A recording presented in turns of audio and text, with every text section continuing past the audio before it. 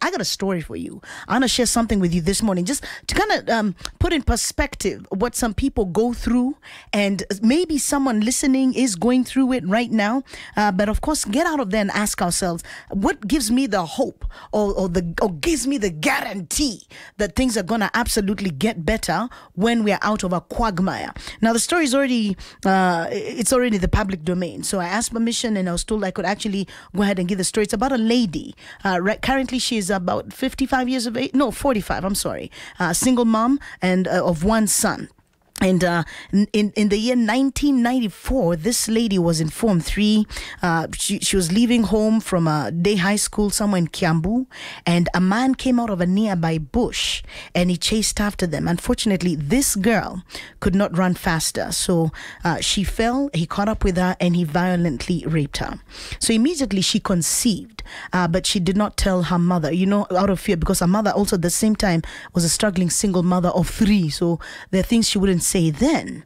And so she became suicidal. Things were, it just became so dark, so bleak for her. And she tried to abort twice and failed. I mean, people deserted her, people talked about her, everybody was saying things about her. And this is all happening while she's still in school. And then the pregnancy began to show. And she was sent home.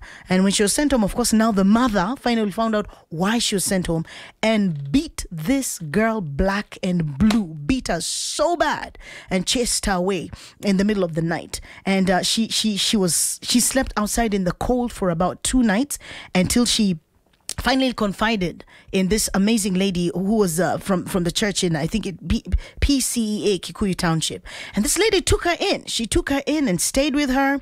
And that girl, worked in that house and worked for that lady as a house help.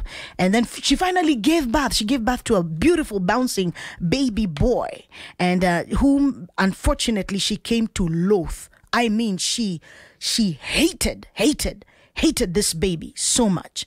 But this lady who, had taken her in, talked to her, spoke with her, prayed with her, counseled with her a lot, until this girl decided, I don't have a choice. Let me just accept this baby. Let me see how it's going to go. And this lady also took time to pay for the child's school fees. When he started going to school, he now got into school going age, and she paid for the school fees. And then this lady won a green card. Woohoo! Won a green card. Left, for the US of A, relocated together with her children, and she left this girl, this lady, with her son in the house. And this was back in the 90s, just before they got into the 2000s. So while she's there, she tells the lady, listen, nimepata nafasi, I think we can now bring your son to the US. I've gotten him a school.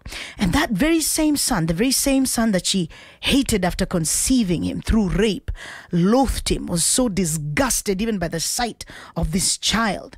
That child became, believe it or not, her destiny helper.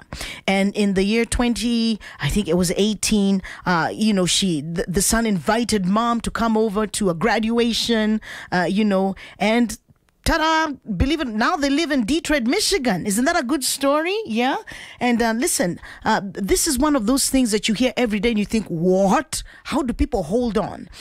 Do you have a right to feel bad, about lemons that get thrown at you? How do you make lemonade out of lemons? Here's something for you to just think about. You ever been frozen in grief or pain or anger, so much so that you refuse to let it go, and then you don't know what else to do about it? We are all about the 3 E's. Evangelize, empower, entertain.